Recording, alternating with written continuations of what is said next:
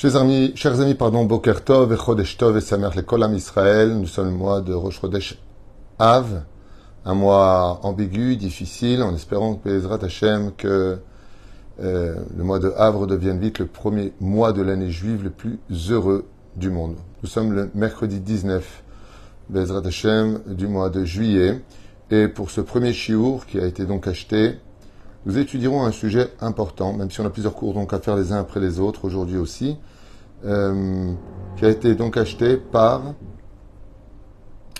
Jordan Abersera pour l'élévation de l'âme de son grand-père Amram Ben Yaakov et Esther Abersera Bezrat Hashem, donc Amram Ben Yaakov et Esther.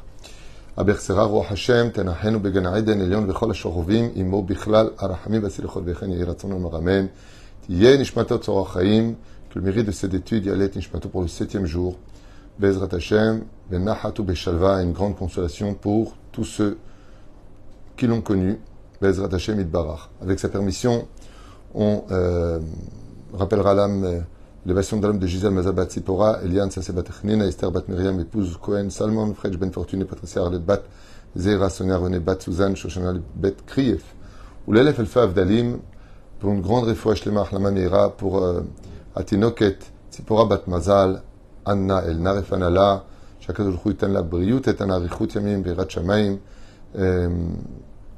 réussite pour qui? Juste un instant, Evelyne Rebecca, Rivka Bat Sarah, Vechen Levanat Vora, Cohen Bat Esther, Chlama Mirachaya, Sophie Bat Sheva Bat Chava, Vechen Mazal Tov Evelyne Bat Alice, Mishpachat Ben Shabbat, Chaya Bat Sarah, Nussi Rachel Bat Sylvet Gezala, Joël Myriam Bat Sarah, Sarah Bat Sassia, Mir Ben Rotsufan, et leurs enfants, Jean-Luc Ben Zeira, Chaya Ruchama Esther Bat Rivka, Yanen Ben Esther, Sarah Talia Bat Efrat, Myriam Moratimi, Vechol Chol Israël, Vechol Atar, Ve'atar Yeshuot Venechamot. En vous remerciant d'avoir acheté des shiurim, je vous demanderai vraiment d'être patient avec moi parce que j'ai beaucoup de cours et je peux pas en faire des millions par jour. Non pas par manque d'études, mais parce que je veux pas non plus trop investir. C'est pas évident de suivre par la suite. Et c'est vrai que le temps n'est pas facile non plus. Ceci étant, je remercie vraiment Todaraba à Jordan Abersera d'avoir acheté ce shiur et on commence tout de suite ce premier de la semaine, de la journée. Voilà. Alors, le titre, c'est « Fais tes preuves durant tes épreuves ». Si j'ai choisi de prendre un de mes titres sur les proverbes que je suis en train d'écrire, c'est parce que je pense qu'il y a beaucoup à dire, et pendant cette période particulièrement où vraiment, je dois vous avouer que le téléphone ne cesse de sonner, et que les gens sont assaillis d'épreuves très très difficiles les unes après les autres, et la question qui revient le plus souvent, c'est pourquoi tant d'épreuves? Alors c'est vrai que la vie a toujours été difficile, en toute année et en tout temps.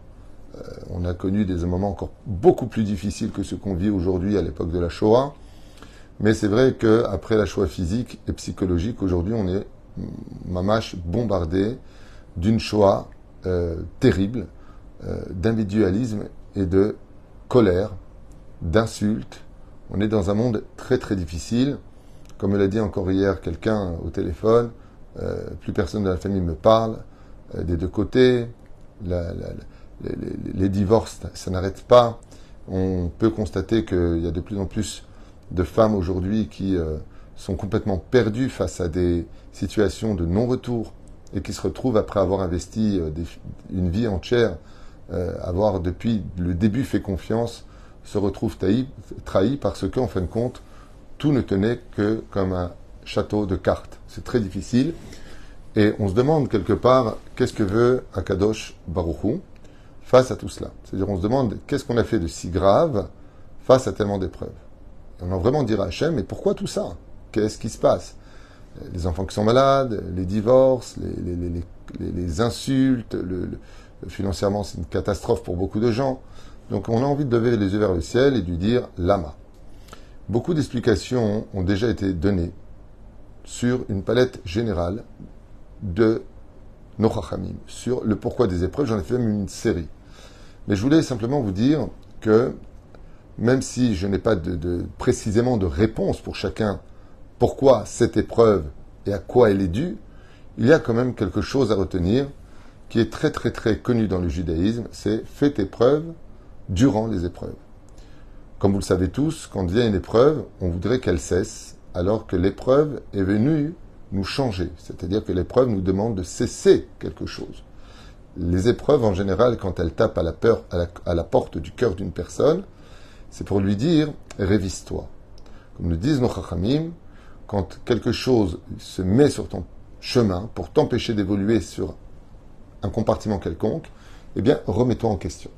Pashpesh bemaasecha. Cherche dans ce que tu as vécu, ce que tu vis, ce que tu as fait. Le Rizal nous dit que si tu ne trouves pas dans l'instant T le pourquoi des choses, ça veut dire à quoi ça peut être lié, pourquoi tu mériterais cette épreuve si tu préfères, alors cherche dans ta jeunesse. Même si on a fait tchouva, même si il y a eu Kippour, il y a des fautes qui sont pardonnées, mais qui quand même demandent réparation. Comme par exemple pour les hommes, Zera Levatala, que tout le monde connaît. Comme ça dit le Harizal. Le Harizal, il dit, ce sont Chet Neurav, les fautes de ta jeunesse, et surtout quand c'est relié à la débauche sexuelle, sont en rapport avec cela, donc t'es pardonné, t'auras ton monde futur comme top, mais il faut quand même réparer. Donc, tu vas être un petit peu frappé d'épreuves de droite et de gauche, ou alors, tout simplement, d'avoir vexé quelqu'un, volé quelqu'un, arnaqué quelqu'un, et ainsi de suite, qu'on appelle mikartaout dans certaines relations où on se sent trahi. Si j'avais su, je ne l'aurais pas fait, parce que tu m'as pas dit toute la vérité. Et donc, dans ce genre de situation, le peuple d'Israël se retrouvera confronté tôt ou tard à payer, d'une certaine façon, son ingratitude à toute cette situation. Mais il y a une chose qui est certaine et qui appartient à toutes les caractéristiques expliquées face au monde des épreuves, c'est que tu fasses tes preuves. C'est-à-dire que on pense tous qu'on a de la émouna, on est certain qu'on en a, et puis, quand vient l'épreuve, on s'effondre. Alors que normalement, la émouna aurait dû nous relever. Et Akadosh Baruch Hu nous donne les forces pour cela. Les forces que nous avons ne peuvent être valables chez nous qu'à une condition. Quand je dis une condition, il y en a plusieurs. Mais en tout cas, il y en a une qui est centrale. Tu ne peux pas rouler si tu n'amènes pas ta voiture à la pompe à essence ou à l'électricité pour la recharger. Ce qui fait qu'une voiture non rechargée d'essence ou d'électricité, donc d'énergie de toute façon, eh bien, elle ne pourra pas rouler. Donc, c'est pas la peine de me présenter un chemin si moi, je m'arrête. Non pas parce que je n'ai pas les éléments pour avancer, mais parce que je n'ai plus d'énergie pour avancer. Et vous verrez que toutes les épreuves que nous avons aujourd'hui nous puisent essentiellement notre énergie. C'est vraiment sur cela que c'est basé. La preuve en est. Il suffit, comme hier soir, parmi les dizaines, si ce n'est pas les centaines de téléphones qui ne cessent de sonner, une personne totalement défaite d'une situation qu'elle ne supporte plus, perdue, en espace de quelques mots, quelques phrases, le punch est reparti. Qu'est-ce qui s'est passé entre avant et après? Rien n'a changé. Une personne qui vivait avec un conjoint, donc son mari toxique au point de mourir, qui elle met un terme à cette relation.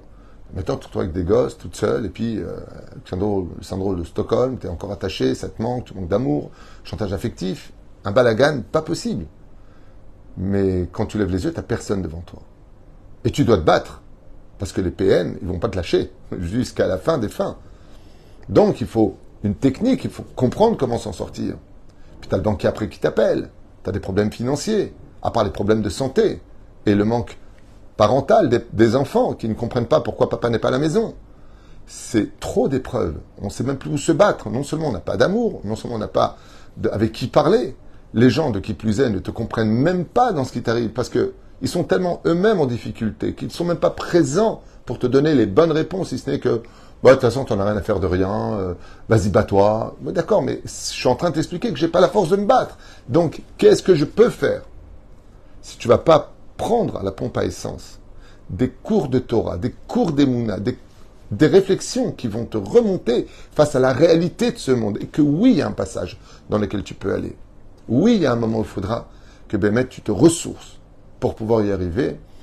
Eh bien, tu ne pourras pas surmonter ton épreuve et tu vas rester en stand-by à te faire boxer sans fin, avec comme seule route de secours Gamzo Letova.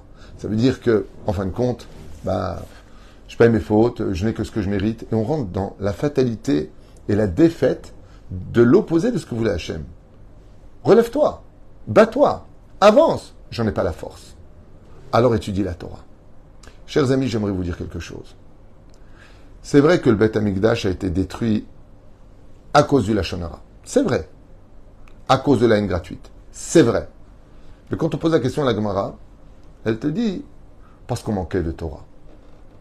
Je suis subjugué, choqué, de voir le manque d'objectivité dans les discussions que j'ai avec les gens. Ça veut dire qu'avant d'arriver au fait qu'ils reconnaissent qu'il est le problème, comme hier soir encore avec une autre personne au téléphone, avec qui je m'engage dans une discussion, même pas hier soir, c'était hier après-midi, et pour lui faire réaliser que Bémet, il avait un problème. C'est un truc de fou. Il a appuyé sur tout le monde. Ma femme n'est pas bécédère, ma belle-mère n'est pas bécédère, mes parents ne sont pas bécédères, personne n'est bien. Il n'y a que lui qui était bien. À la fin, en fin de compte, il est juste alcoolique. Il est alcoolique et il a des problèmes très sérieux, des addictions. Et quand on arrive à en parler, d'un coup le mec il dit « Ouais non mais je sais que c'est moi le problème. » Zek, il te faut 10 minutes. Au lieu, tu ne peux pas toi-même voir où est le problème. Tu ne peux pas réaliser que ce que tu fais t'enlève toute objectivité de la vie et que tu empoisonnes les autres, que tu es dur avec les autres et que les autres s'éloignent de toi non pas parce qu'ils ne t'aiment pas, mais parce que tu deviens plus fréquentable. Qu'est-ce qui t'arrive? Qu'est-ce qui nous arrive? Esprit pollué. Je vois plus rien, je comprends plus rien. Et donc automatiquement, égal, fatalité de je n'ai plus rien à perdre. Donc tu vas condamner toute ta vie. On vit dans un monde de fous. Mamache, un monde de fous. Je sais pas. Moi, si j'ai un problème avec ma femme, ça peut arriver. Pour l'instant, c'est pas arrivé, mais ça peut arriver. Ben, je vais aller la voir et je vais lui dire. Regarde, j'ai un problème. J'ai ceci et cela. J'attends de toi que tu fasses, par exemple, 30%. Moi, j'ai 70% à faire de mon côté. Et on arrange. Aujourd'hui, c'est tout comme ça que ça marche. Aujourd'hui, c'est de ta faute, parce que si tu m'avais, mais Baba va te regarder dans un miroir. Quand je parle des hommes vis-à-vis des femmes, c'est aussi des femmes vis-à-vis des hommes. Hein. C'est pas uniquement concentré sur les hommes. Mais ce que je veux faire comprendre par là, c'est que la Gemara nous dit, tu sais pourquoi le Beth Amikdash a été détruit? La vraie raison, on manque d'études. On manque d'études. On ne va pas à la pompe à essence. On ne se ressource pas avec de la vraie Torah. Une Torah qui est là pour t'améliorer, c'est ça la vraie Torah. Si la Torah que tu étudies, elle ne cesse que de critiquer les autres, et de juger les autres, et de descendre les autres, c'est pas la Torah d'Hachem, c'est la Torah du diable. Ça, c'est pas la Torah d'Hachem. Regardez bien tous ceux qui nous ont donné la Torah. Tous les éléments principaux. Abraham, Yitzhak, Yaakov, qui avaient une Torah, certes officieuse, pas officielle, sont les symboles de la bonté par excellence et de la réussite de ceux qui sont capables de créer le peuple d'Israël, la racine du peuple d'Israël.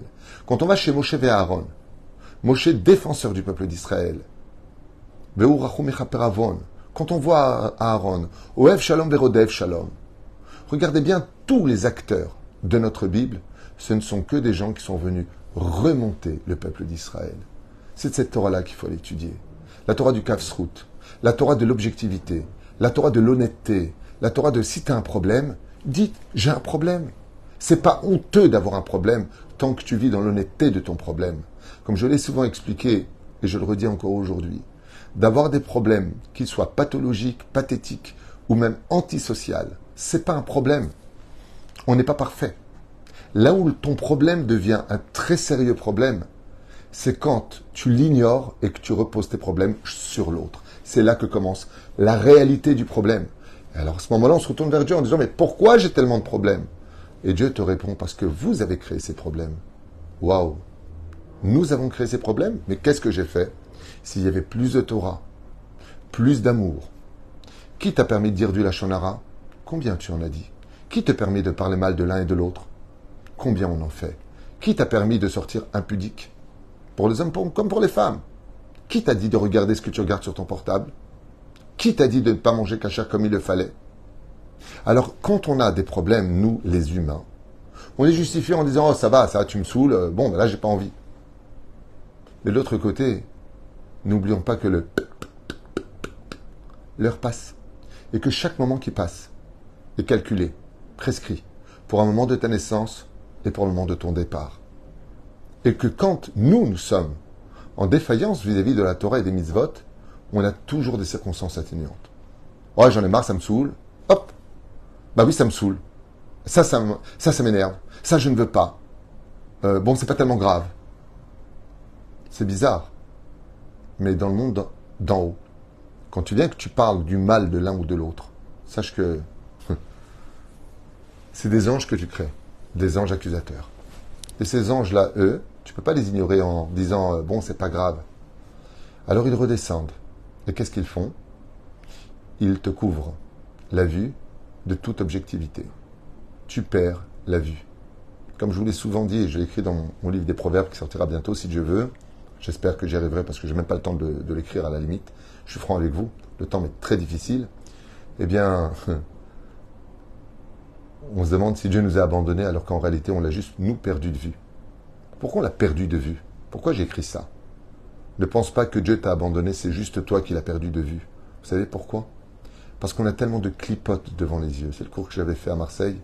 On a tellement d'écrans devant les yeux, tellement de pollution impure, de tout ce qui n'est pas Torah, mitzvot ou maasim tovim, que quand on lève les yeux vers de l'autre côté de l'horizon, on n'y voit que son propre reflet, notre égocentrisme, notre individualité.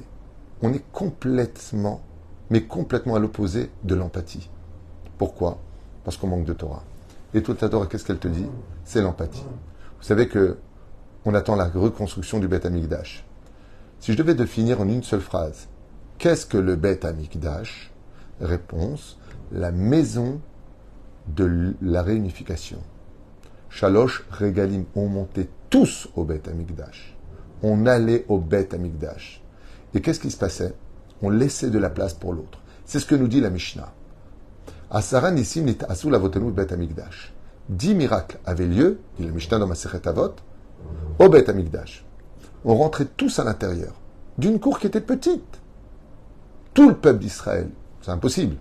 Tu ne peux pas rentrer un litre d'eau dans un verre de 50 millilitres. Réponse si. Comment? Quand on se tenait debout, on était tous compressés, irrespirables. Mais quand on se prosternait, Mishtahabim Revachim, il y avait pour respirer pour tout le monde. Parce que le Beth Amikdash venait t'apprendre que tu ne peux venir te réparer, faire tes sacrifices et demander pardon à Dieu, ou de remercier Hachem, Korban Toda, sacrifice de remerciement, que si tu étais capable de laisser de la place à l'autre. Vous observerez aujourd'hui dans toutes mes épreuves qu'on ne veut plus laisser de place pour les autres. On ne supporte plus personne. On a envie de ne fréquenter personne. Laissez-moi tranquille. Vous savez la phrase que j'entends le plus? J'aimerais être sur une île tout seul. Hachem Ishmor Virachem. Je vous laisse 2 jours sur une île tout seul, vous devenez fou. On ne sait même plus ce qu'on raconte, parce qu'on n'a pas d'issue. Alors que le vrai problème, comme on l'a dit dans ce titre, fais tes preuves pendant l'épreuve. Quand vient l'épreuve dans laquelle tu es, c'est parce qu'Akadosh Baruch Hu, il veut que tu changes. Il veut que toi, tu fasses tes preuves maintenant. Et quelles sont tes preuves? Que tu es capable de réparer, que tu es capable de devenir meilleur, que tu es capable de surmonter. Alors la question, ok, j'ai compris, sympa, ok, donc en fin de compte, quand vient l'épreuve, lève-toi et bats-toi. Et comment on fait pour se lever? Comme je dis souvent, quand on fait des cours de Torah, c'est bien beau de dire regardez ce qui se passe, et regardez ce qui se passe, regardez ce qui se passe, mais après, c'est quoi la solution? Il faut donner des solutions. Et les solutions, elles sont très simples. Sur le domaine métaphysique, pour surmonter cela, mesdames, s'il y en a qui écoutaient ce cours, si vous écoutez ce cours, étudiez les halachot, lisez des biographies, remplissez-vous de Torah, remplissez-vous de mitzvot, écoutez des bons shiurim, de rabbanim musmachim. Il y a d'autres rabbanim très très bons, mais des vrais rabbanim, des rabbanim qui vont vous enseigner une Torah de vérité, une Torah qui est empreinte de bonté et de rigueur. J'entends des choses au niveau des cours au nom de Rabbi un tel ou de Rabbi un tel. C'est pas ce que j'étudie. Rabbi Nachman, il dit pas que tu laisses les enfants faire ce qu'ils veulent et qu'ils font ce qu'ils veulent, ils peuvent te cracher dessus, c'est des cédères. Non. Non, non, non. Non. Il faut éduquer ces enfants. J'ai prévu des cours pour cela, d'ailleurs, qui m'ont été demandés. Mais juste que l'on retienne qu'au niveau mental, pour tenir, ta émouna ne tiendra pas face à l'épreuve, tu finiras par t'effondrer, si tu ne te remplis pas de Torah.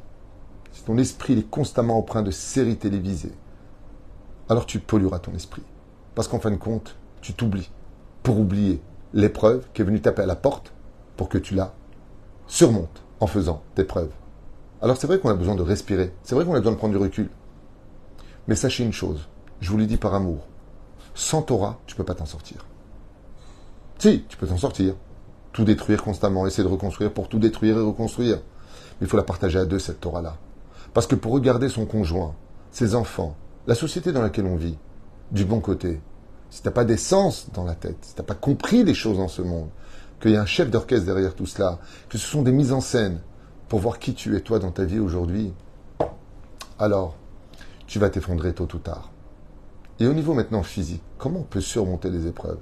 La réponse est aussi claire, aussi limpide que celle qu'on a répétée des milliers de fois. Arrête de prendre à cœur. Arrête de prendre à cœur. Monte les sentiments au niveau de l'intellect. Réfléchis. Prends du recul face à l'épreuve. Arrête avec cette sensibilité extrême de j'en peux plus. T'as vu comment il me parle? T'as vu comment il m'a dit? T'as vu comment il me... T'as vu? Tu sais pourquoi tu dis t'as vu? Parce que tu ne vois plus rien. Dor Hamashar Kedor Pene Kelev. La génération de la fin des temps sera comme le chien. Le chien de qui, de quoi, de quand? Chien d'un aveugle? Non.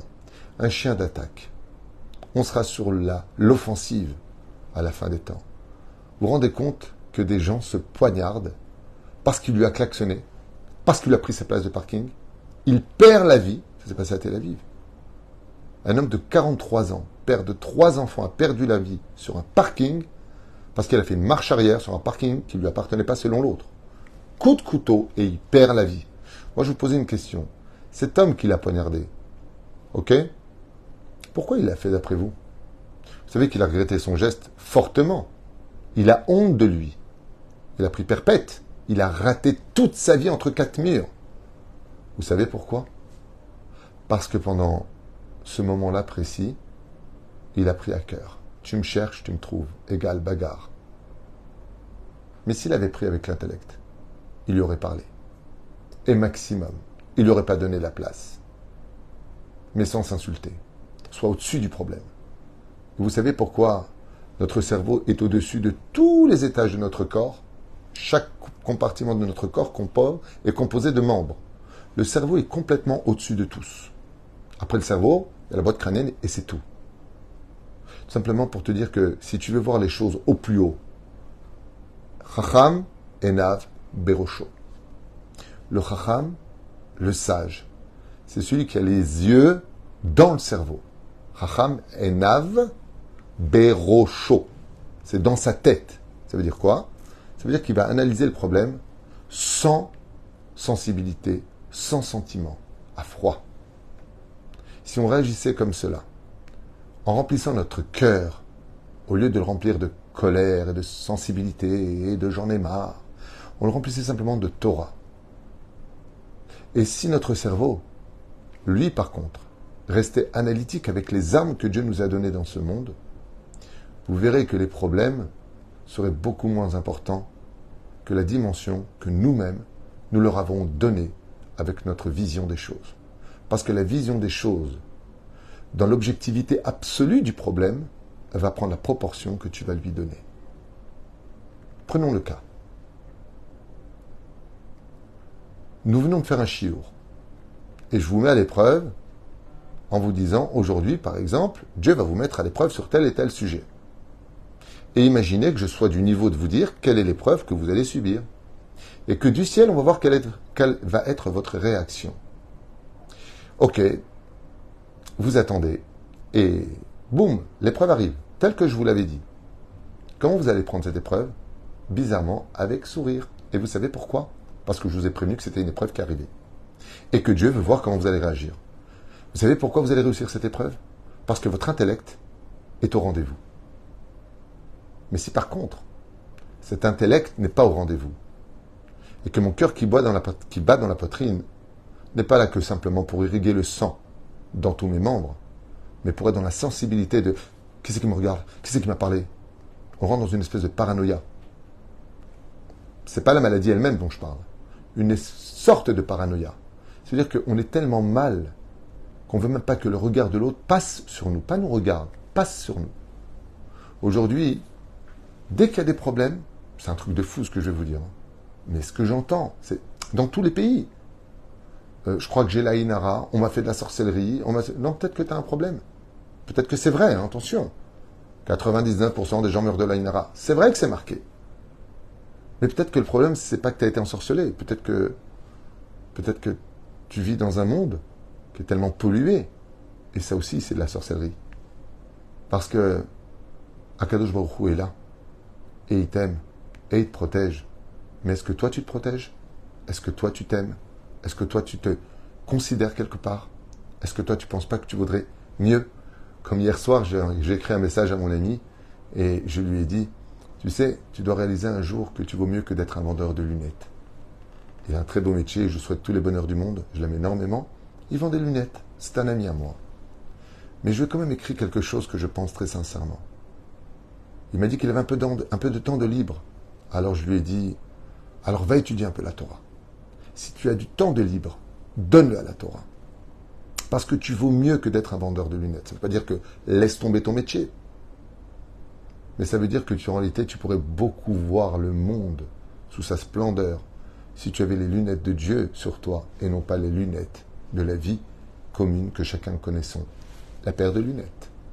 Et la reine Bissiata d'Ishmaïa, je vous invite grandement et sûrement, et de façon absolument merveilleuse, à mettre dans vos yeux vraiment la vitre qui vous permettra de voir clairement qu'à travers tout ce que nous vivons aujourd'hui, eh bien, et que ces remises en question qui ont lieu, ce tourment, ce déluge de divorce, de colère, de haine, de combat, ou de s'inviter même les uns et les autres à la maison, c'est devenu une stratégie militaire. Qui va s'asseoir à côté de qui?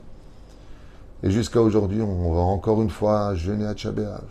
Oh, d'apa, ça y est, ce grand jour qui va durer tellement longtemps, tellement triste, j'ai soif, je me sens pas bien. À quelle heure ça sort? Moi, je propose qu'au lieu de demander à quelle heure va sortir Tisha B'Av, Bezrat Hashem, qu'on nous vienne à dire quand est-ce qu'arrive Tisha B'Av, parce que Tisha B'Av est voué à devenir le jour le plus heureux du judaïsme, le jour où on boira le plus et on mangera le plus et on dansera le plus, selon nos chachamim. Ou atid liyot. Chazal nous disent que Tisha B'Av est voué à devenir le jour le plus heureux du judaïsme. Alors pourquoi on en est là aujourd'hui? Kedaï, Bezrat Hashem Itbarach, de surmonter tout cela, avec amour, de prendre du recul et de faire le ménage dans sa tête. Et je vous dirai juste encore quelques mots, je vous laisse tranquille. Il y a un deuxième shiur sur Peleyot, ce qui m'a été demandé, donc acheté depuis. On fera un shiur sur Peleyot tout de suite après. Eh bien, de recadrer les choses. Quand dans mon esprit, tout est bien rangé, alors ici, il y a un problème à l'école, ok. Ici, il y a un problème là, ici, ça va grâce à Dieu, ici, c'est super, ici, ça va pas du tout, ici, c'est... On remet les choses. Ensuite, qu'est-ce qu'on fait? On fait le pourcentage. Ok, maintenant, moi, qu'est-ce que je peux faire face à mon épreuve? Il y a des moments où je n'en ai pas la force. Alors, tu t'en occupes pas. Comme je dis souvent, Rav Tutu, j'en peux plus, entre les enfants, le ménage, la cuisine, et ceci, et cela, et mon travail, et mes problèmes, calme-toi. Tu peux pas, tu fais pas. Tu peux pas, tu fais pas. Je répète, ça paraît tellement simple à entendre. Tu peux pas, tu fais pas. Alors ce sera pas super nickel à la maison, c'est pas grave, ta santé passe avant. Une femme se doit de tenir une maison. Et si son mari est un homme bien, il l'aidera à tenir cette maison. Mais quand tu n'as plus la force, alors tu dis, je ne peux pas maintenant, peut-être plus tard. Parce que j'ai besoin de me ressourcer. J'ai besoin de prendre un peu de recul. Je n'y arrive plus. Chers amis, respectez ce que vous êtes. Respectez votre corps, respectez votre âme. À force de trop tirer, vous allez péter les plombs. Parce que notre corps n'a pas été fait pour prendre des coups. Vous voyez, si je prends un coup de poing ici, je vais avoir un hématome. La réactivité de mon corps va me faire comprendre que tu as créé quelque chose qui n'était pas fait pour lui. Vous savez à quoi elles sont faites, nos joues? Pour prendre des caresses, pas pour prendre des coups. Vous caressez quelqu'un, il retrouve le sourire. Caressez vos enfants et vous verrez. Vous lui donnez une gifle, il pleure. et un hématome apparaît.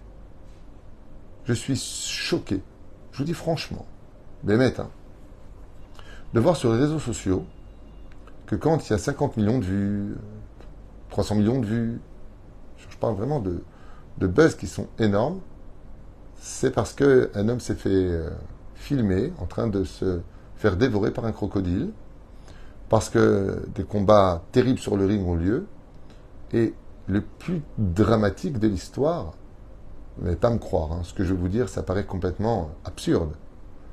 Eh bien, par exemple, dans un combat de boxe ou MMA, il y a des hommes et des femmes, il y a même des enfants, pas petits, mais en tout cas, il y a des adolescents, et quand la personne prend un coup, et vous le voyez tomber, c'est choquant de voir des gens qui se lèvent dans le public et qui applaudissent. L'adversaire lève les bras, saute sur des cordes et se met à hurler de joie. Tandis que l'autre, par terre, vous voyez sa femme qui est en larmes, qui crie, et vous les autres, ils disent, bon, ils jettent des tickets par terre. On paye pour aller voir des gens se faire casser la figure. On regarde des lions qui dévorent des gens. Et le pire, c'est que si tu mettais des vidéos pacifistes, jolies, sur la beauté de tel et tel lieu, tu n'auras pas beaucoup de visites. Ça n'intéresse personne. Quand on voit ça, et qu'on a de la Torah dans la tête, je peux vous dire qu'on comprend que le monde va vraiment très très très mal. Ça veut dire que si la seule chose qui t'intéresse aujourd'hui, c'est de voir comment l'autre va perdre sa vie dévoré par un animal, ou qu'il va perdre son combat, démonter la mâchoire par un ennemi, ou un adversaire, ou un challenger, peu importe. Si c'est ça qui va occuper ton temps, alors c'est fou. La dernière chose que j'ai vue d'ailleurs, je me rappelle, c'était, un combat où une personne se fait casser la jambe, donc il donne un coup et sa jambe se casse. On voit vraiment, Shem Ishmor, sa jambe cassée, on le voit. Et la personne hurle par terre. 36 millions de vues. 36 millions de vues pour voir un homme hurler. Et comment sa jambe, elle s'est cassée? Mais moi, je préférais qu'il y ait 1 milliard de vues pour voir une personne comment elle marche, grâce à Dieu. Ça, c'est quand on est normal. Qu'est-ce que tu regardes, ça? Les femmes qui se déchiquetent en terre, les hommes, les animaux, la personne qui a sauté de je sais pas quelle hauteur et puis qui s'est pris la rampe en plein visage, elle a perdu sa tête. Des millions de vues pour voir un homme se faire décapiter. Qu'est-ce qu'on a dans la tête? Le désir de voir l'autre mourir. Quand on a fini ce genre de vidéo, ouais, t'as vu, oh, super, je mets un pouce, waouh, et que tu te retournes, et que tu vois ton mari, ton patron, ta femme, peu importe, tes enfants, tu sais ce que tu as dans la tête? Eh bien, s'il arrive quelque chose de mal, c'est pas grave. Ah oui, parce que ton esprit, il est dans, je peux regarder, c'est pas grave. Moi, quand j'étais jeune, on voyait des gens se faire chasé shalom, chuter, se faire écraser autre. On baissait la, on veut pas voir. Aujourd'hui, si on est capable de devancer un accident qui va arriver, non seulement on regarde, mais vite, il faut le filmer. Je vais faire le buzz sur les réseaux. Au lieu de prévenir la personne, vous avez 2 personnes qui se battent dans la rue. Ça, c'est un truc de fou. C'est parler. Parle-leur. Calme-les. Laisse-les, je filme. Waouh, regarde ce que je filme. Oh, la droite tu lui as mis. Et la personne filme. Pendant que l'autre est en train de souffrir. Et on filme ça. Oh, ça fait le buzz. Et après, tu veux régler tes problèmes. Tu ne peux pas régler les problèmes. Parce que tu formates ton esprit à une normalisation de l'agressivité, du sang qui coule et du manque d'empathie. Tu t'es formaté. J'en ai rien à faire, mais crève. Ben oui, tu peux le dire crève, puisque de toute façon, tu adores regarder les trucs où les gens crèvent. Comme j'ai dit en rigolant, imaginez qu'aujourd'hui on sorte, autant on emporte le vent. S'il fait une entrée, c'est un miracle. Les romans. C'est simple, ce qui marche, c'est tout ce qui est Ainara, sorcellerie, sexualité, débauche, meurtre, Avant, dans les films, quelqu'un tuait une personne, tu voyais rien. Aujourd'hui, il faut voir que le membre, il est démantelé, il est coupé, comment le sang, il a giclé, comment les veines, elles apparaissent. Pourquoi tellement de détails? Plus le film est gore, cruel, plus il va faire d'entrée. Plus le film, il est moraliste, plus le film est social, et moins il marchera. Parce qu'il y a une demande au sein même de l'humanité d'une agressivité pour pouvoir mieux exister. Un monde de fous. Vraiment. Et c'est pour ça qu'on doit se protéger. Parce qu'en réalité, je peux vous dire une chose.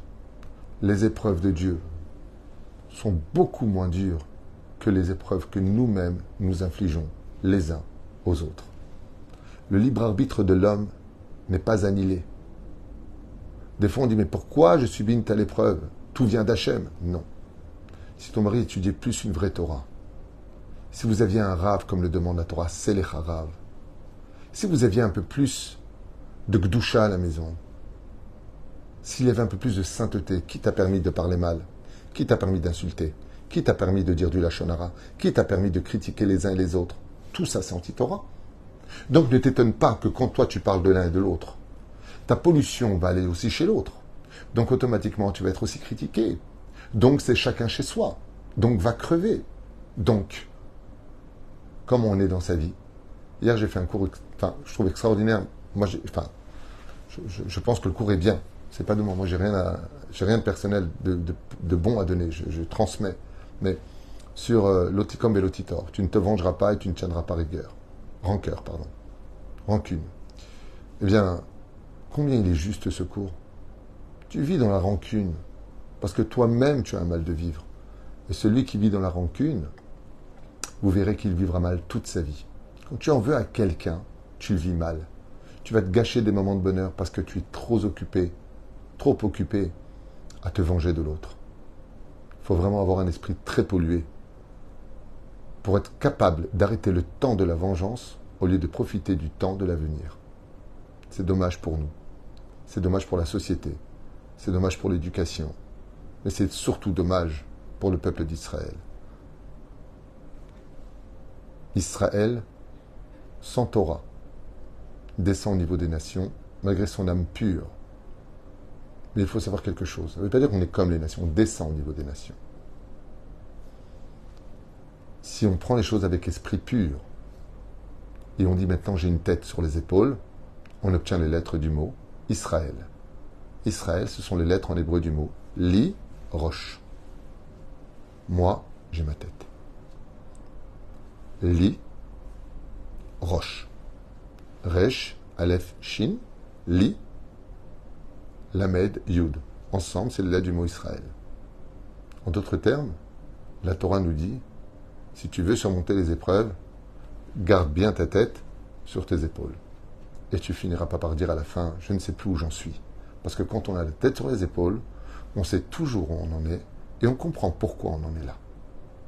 On ne peut pas passer toute sa vie durant colérique en disant on n'a plus rien à faire ensemble et on va divorcer et on va divorcer. Et un jour on divorce. Et on dit mais pourquoi ça m'est arrivé? Mais t'arrêtes pas de le demander. Alors ne t'étonne pas que ça arrive. Non? 2 et 2, 4, non? Non. Moi je dis ce que je veux parce que je suis humain et Dieu il doit m'arranger les choses parce qu'il est Dieu. Dieu il t'a dit je t'ai donné des armes, je t'ai donné des arguments, je t'ai donné la Torah, je t'ai donné les mitzvot, je t'ai donné les commandements de relation entre l'homme et son prochain. Pourquoi tu ne les fais pas? Chers amis, Yiratson, quand ce Rosh Chodesh Av, on prend sur nous vraiment, même si les autres ne seront pas à la hauteur, ça nous donnera au moins l'argument de dire à l'autre, qu'est-ce que tu me reproches? Parce que moi j'ai été à la hauteur. De prendre sur nous d'être meilleurs, de prendre sur nous d'étudier la halachot, qu'on se comporte comme de vrais juifs, que vous passiez du temps à regarder des cours de Torah avec vos femmes, avec vos épouses, avec vos enfants. Vous soyez souriants à la maison. T'as pas d'argent? Ouais, j'en ai marre. Ben, au moins, garde le sourire. Garde le sourire. À ce qui paraît, sourire la vie te sourira, non? C'est comme ça disaient nos grands-mères. Parce que quoi qu'il advienne, de rajouter des nuages noirs, alors que le soleil est déjà bien caché, va complètement t'aveugler de la possibilité d'un meilleur avenir parce que tu n'y vois plus rien aujourd'hui. Akadosh Baruch Hu t'aime plus que tout au monde. Il t'a donné les moyens de te battre. C'était juste à toi de les prendre et d'avancer. Quand tout est fermé autour de nous, on ne sait plus où aller, la seule chose à faire, c'est de lever les yeux vers le ciel et de dire Hachem, cette fois j'avance. Et tu verras que la mer qui te couvrait la vue va s'ouvrir pour que puisse trouver ta manne en face de toi. Je vous souhaite un mois de réconfort, d'amour, de justice. Et Bezrat Hashem, Daï le Tsarotenu ve Baruch Haba le Simchatenu. J'ai encore un cours à faire avant d'aller rejoindre ma maman à Natania et je vous souhaite une excellente journée, un bon mois. Bezrat Hashem Itbarach. Et puis qu'on se prépare comme il le faut à cette situation où Dieu nous demande un peu d'empathie pour la perte du temple. Bezrat Hashem Itbarach. Et qu'on lui fasse un grand cadeau à Dieu. Qu'on arrête de discuter sur les uns et les autres. Celui qui peut faire la paix, qui prenne le téléphone, t'appelle, tu verras que tu te sentiras bien. Même si l'autre va t'envoyer balader, ouais, je te dis que tu m'appelles, va crever. Rigole de ça, sois au-dessus. La tête, elle est là-haut. Tu sais pourquoi? Parce que dans le ciel, Dieu va t'applaudir. Alors tu me dis, je ne l'entends pas, je ne le vois pas. À 120 ans, tu le verras. Tout est véridique dans la Torah. La Torah ne ment jamais, la Torah ne déçoit jamais. La Torah est vraie. Juste faites attention. Pas tous ceux qui enseignent la Torah l'enseignent comme il le faudrait aujourd'hui, malheureusement. Malheureusement. Il y a aussi de très bons rabbinim que Bezrat Hashem, chacun doit fréquenter, vous accrocher. Et Bezrat Hashem, continuez. Il n'y a pas de vie sans Torah. Moi, je n'étais pas du tout religieux. Aujourd'hui, la seule chose que j'ai à dire, comment on peut vivre sans Torah? Comment? Si ce n'est qu'à travers l'alcool, les joints, c'est très marrant. Hashem Ya'azor v'yitan lanu mish'alot libenu letava l'avodatot barach. Et zéou. À tout de suite pour un autre shiur si Dieu veut.